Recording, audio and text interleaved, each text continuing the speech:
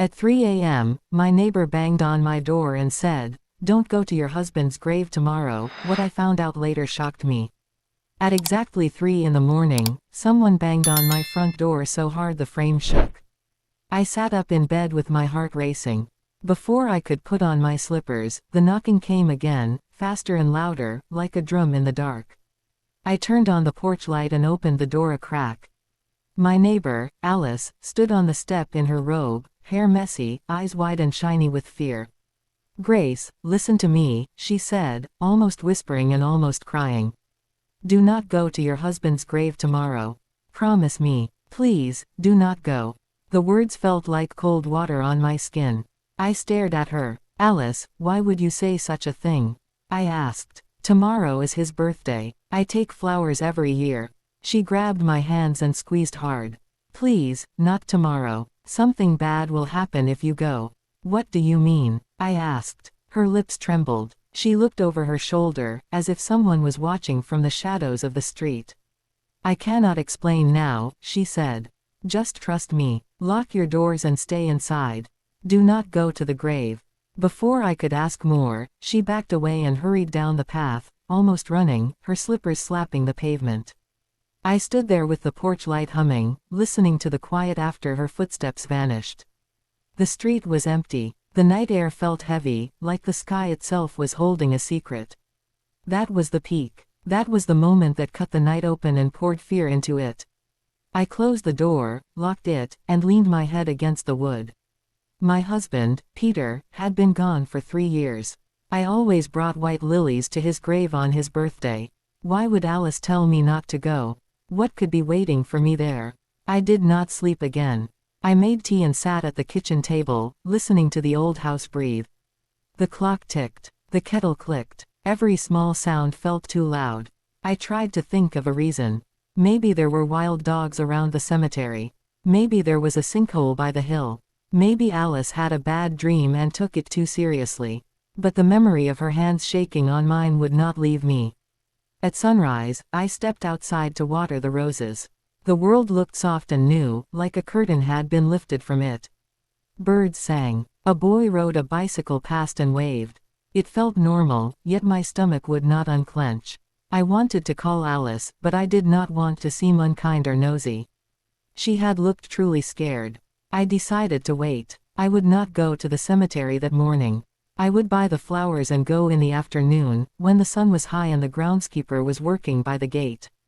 I dressed, tied my scarf, and walked to the market. The flower stall smelled sweet and bright. I chose the lilies Peter liked, white and clean, with little yellow dust on their hearts. The seller, a kind woman named Martha, wrapped them gently. "Big day, Grace?" she asked. "It is Peter's birthday," I said. 3 years now. Martha touched my arm. "He was a good man. Safe journey to his resting place." I nodded and went home. I placed the lilies in water by the window. The house felt quiet again. I tried to knit. I tried to read. I could not focus. At noon I made soup and ate only 2 spoonfuls. My hands kept shaking. I told myself to breathe. I told myself to pray. I told myself not to be ruled by fear. At 2 o'clock, I put the lilies back in their paper and grabbed my small bag. I checked the front door twice, then stepped outside. The sun was bright. The wind carried the smell of cut grass. I told myself Alice would understand. It was only a grave visit. Nothing more. As I locked the gate, a black car slowed at the corner. The window rolled down, and a man I did not know stared at me for a long second. No smile. No nod. Just a stare that felt too heavy for a stranger. Then the car moved on, slow and quiet, like it was trying to make no sound. I stood very still. The lilies rustled in my hands. A cloud moved across the sun, and the street dimmed. My phone buzzed. It was a message from an unknown number. "Do not go to the cemetery. This is your last warning." The car turned around and began to crawl back toward my house. The black car stopped right in front of my gate. My fingers tightened around the lilies until the stems bent. The window rolled down again, and I saw the same man. He looked to be in his 50s, clean-shaven, wearing a dark suit even though it was hot. His eyes were cold and unreadable. "Mrs. Grace Turner?" he asked in a low voice. Yes, I said, my heart pounding so loud I could hear it in my ears. He glanced at the flowers. You shouldn't go anywhere today. Stay inside. For your safety. I tried to find words. Who are you? What is this about? Did Alice send you? The man didn't answer. He looked at something on his phone, then put it down. Please, ma'am, just listen. Not today. Not tomorrow. Then he drove off, turning the corner and disappearing. I stood there frozen. The air felt thick, like the world had stopped breathing for a moment. 2 people had now told me not to go to my husband's grave. 2. And neither had explained why. I ran back inside and locked the door. My hands trembled so much I spilled half the water from the vase. I called Alice, but she didn't answer. I called again. Still nothing. I even walked to her house, but the curtains were closed and no sound came from inside. The fear started growing roots in my chest. I sat by the window, watching the road, waiting for someone else to appear. Hours passed. Nothing. The lilies started to wilt a little at the edges. At nightfall, I turned on all the lights in the house. Every small sound made me jump. I thought about calling the police, but what would I even say? That my neighbor warned me not to visit a grave, and then a strange man repeated it. They'd think I was imagining things. I went to bed with the phone under my pillow. I couldn't sleep. The clock ticked. The wind moved the curtains. And then, around midnight, I heard something. It wasn't the door this time. It came from the back of the house. A soft scraping sound, like someone dragging a shoe across the gravel. I sat up. My breath caught. The scraping stopped. I waited. Then it came again, closer this time, just under my kitchen window. I grabbed a flashlight and crept to the kitchen. My knees felt weak. When I shone the light through the window, I saw movement. A shadow darted behind the fence. I gasped and dropped the flashlight. The light rolled across the floor. I rushed to lock the back door. My fingers shook so badly I nearly missed the latch. Then I heard whispering. Faint, but clear. A man's voice. Tomorrow morning, it said. By the grave. Make sure she comes. I froze. Someone was talking about me. I pressed my back against the wall, trying to breathe quietly. The whispers faded. I peeked through the curtain but saw nothing, just darkness and the faint outline of the trees. By dawn, I hadn't slept a minute. I called Alice again and left a message. Alice, please call me. I don't know what's happening. Someone was outside my house. I didn't go to the cemetery that morning. I sat by the window, waiting for Alice to show up or call back. Nothing. Around noon, I saw 2 police cars speeding past, sirens blaring, heading toward the cemetery road. My heart dropped. I hesitated, then grabbed my bag and the flowers. Against all warnings, I decided to go. I needed to know what was happening. I needed to see Peter's grave. When I reached the cemetery gate, the police cars were still there. Yellow tape stretched across part of the grounds. A few people stood behind the tape, whispering. I walked closer, clutching my lilies. An officer stopped me. Ma'am, this area is closed. Please stay back. What happened? I asked, my voice trembling. The officer sighed. We found a man's body near the graves.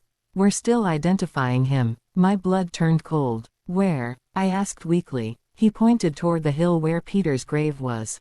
And that was when I saw it. Someone had placed a bouquet of white lilies, just like mine, on my husband's grave. But I hadn't been there yet. My knees almost gave out when I saw those lilies. The same flowers I had bought that morning now sat perfectly arranged on Peter's grave. I stood frozen behind the police tape, my breath catching in my throat. The stems were still fresh, wet with dew, as if someone had just placed them there. The officer noticed my trembling hands. Ma'am, are you all right? I tried to speak, but my voice cracked. That's my husband's grave, I whispered. Those flowers, someone put them there. He frowned. You knew the deceased man found here. I don't know. I haven't seen him, I said quickly. But I was warned not to come today. Twice. My neighbor and some strange man told me something bad would happen if I came. The officer's eyes narrowed slightly. Who warned you? I gave Alice's name and described the man in the black car. He wrote everything down, then said gently, you should go home for now, ma'am. We'll contact you if we need to speak again. But I didn't want to leave. My eyes stayed locked on those lilies. Whoever had placed them there must have done it only minutes before the police arrived. I turned and walked back to my car, heart pounding. I didn't even notice tears sliding down my cheeks until I started the engine. When I got home, I sat in silence for almost an hour, just staring at the wall. I didn't know what scared me more, the fact that someone had been at Peter's grave, or that I was supposed to be there at the same time. If I had ignored Alice's warning, would I have met whoever killed that man? Then came a knock at my door. I jumped so hard my teacup spilled. My first thought was the man in the car is back. But when I opened the door, it was Alice. Her eyes were red from crying. "Alice," I gasped. "Where have you been? I called you." She stepped inside and closed the door behind her. Her hands were shaking. "Grace, I'm sorry. I didn't know how to tell you this. I thought I was losing my mind." I grabbed her shoulders. "Tell me what's going on." She took a deep breath. 3 nights ago, I had a dream about Peter's grave. I saw someone standing there, digging. Then a man grabbed you from behind. You screamed, and when I ran toward you, I saw blood. I woke up crying, and when I looked outside, that same black car was parked near the cemetery road. I thought it was just a dream until I saw it again last night. I stared at her, speechless. "Alice, that car was at my house today. The man told me not to go to the grave." Her face went pale. "Then he knows." "Knows what?" "That whoever he's working for wanted you there. You were supposed to be the one they found, not that poor man." The room spun. "Are you saying someone wanted to kill me?" "I don't know," she whispered. "But Grace, this isn't just about Peter's grave. There's something buried there that isn't supposed to be found." I felt my whole body freeze. "What do you mean, something buried?" She looked toward the window as if afraid someone was listening. "Your husband told my late husband something before he died. He said, if anything ever happens to me, it won't stay hidden forever." My husband never told me what that meant, but after his death, I started having those dreams. The floorboards creaked as we stood in silence. My head swam with questions. What had Peter been hiding? Why did someone care so much that I stay away from his grave? Before I could ask more, my phone rang. Unknown number again. I hesitated, then answered. "Mrs. Turner," a man's voice said. It was the same cold tone from before. "I told you not to go." My heart dropped. "Who are you?" I whispered. "Now you've seen what happens to those who don't listen." I could hear a faint sound in the background, something like shovels striking dirt. "What do you want from me?" The line went dead. I looked at Alice. Her hands were covering her mouth, eyes wide with terror. Then, from outside, we heard a car engine start. The same black car. The headlights swept across my window. Alice grabbed my arm. "Grace, he's back." The car's headlights stayed fixed on my window like 2 white eyes watching me breathe. I froze beside Alice, afraid even to whisper. The engine idled for a long moment, humming in the darkness, then suddenly revved and sped off down the road. I ran to the curtain and peered through it. The car disappeared around the bend, but not before I noticed something. It had no license plate. Alice was trembling. "We have to call the police again, Grace. This isn't safe." I nodded and grabbed the phone. Before I could dial, a message appeared on the screen from that same unknown number. "Too late." My hands shook so badly I dropped the phone. Alice gasped. "Grace, what does it mean?" I didn't answer. Instead, I went to my bedroom, opened the drawer, and pulled out Peter's old diary. He used to write everything down, especially during the last few months before he died. I flipped through the worn pages, scanning for anything unusual. And there it was, an entry from just a week before his death. "If they ever find out what's beneath the old oak at the cemetery, they'll come for me. I can't keep their secret any longer." My chest tightened. Beneath the old oak. That was near his grave. Alice read over my shoulder and covered her mouth. "Grace, do you think he buried something?" "I don't know," I said. "But whatever it is, it must be why that man doesn't want me there." I stood up and grabbed my coat. "I'm going to the cemetery." "Grace, no," Alice cried. "It's dark. What if he's still there? I can't live like this, Alice. I need answers. Peter deserves peace." Reluctantly, she agreed to come with me. We took her car and drove through the quiet streets. The moon hung low, pale and cold. When we reached the cemetery, it was completely still, no officers, no tape, just silence. We parked by the gate and crept in with flashlights. The beam cut through the fog, revealing rows of headstones. My heart pounded harder with every step. When we reached Peter's grave, the lilies were gone. Only the wet mark of their stems remained.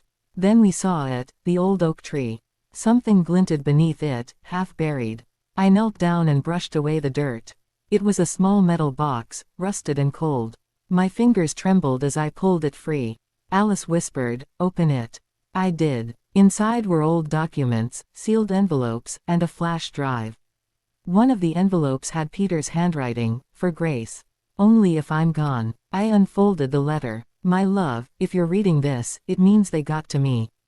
The company I worked for was hiding illegal chemical waste beneath the new cemetery grounds. They buried the truth, literally. I kept evidence on this flash drive. I fear for our lives, Grace. Trust no one, not even the ones who come to warn you. They'll do anything to erase the truth." My throat closed up. "Peter," I whispered, tears filling my eyes. Before Alice could respond, we heard footsteps behind us. Heavy, slow, deliberate. A beam of light flashed over our shoulders. "Put the box down, Mrs. Turner," a familiar voice said. It was the man from the black car. Alice screamed, but he raised a hand. "Quiet. You were never supposed to find that." He stepped closer, a gun glinting in his hand. "Give me the drive." I clutched the box to my chest. "No." He aimed the gun. "Don't make me ask twice." Then a loud siren split the air. Blue and red lights flickered across the graves. The police had returned. The man turned, cursing, and bolted into the trees. Officers ran after him. I sank to the ground, sobbing, the box still clutched tightly in my arms. Alice wrapped her arms around me. "It's over," she whispered. But deep down, I knew it wasn't. Because secrets that dangerous never truly die, they just wait to be found again. The next morning, sunlight poured through my curtains like it was washing away the nightmare. My body ached from exhaustion, but I couldn't rest. The flash drive Peter had hidden was now in a sealed evidence bag at the police station. They said it contained company records, maps, and video clips showing barrels of toxic chemicals buried under the cemetery.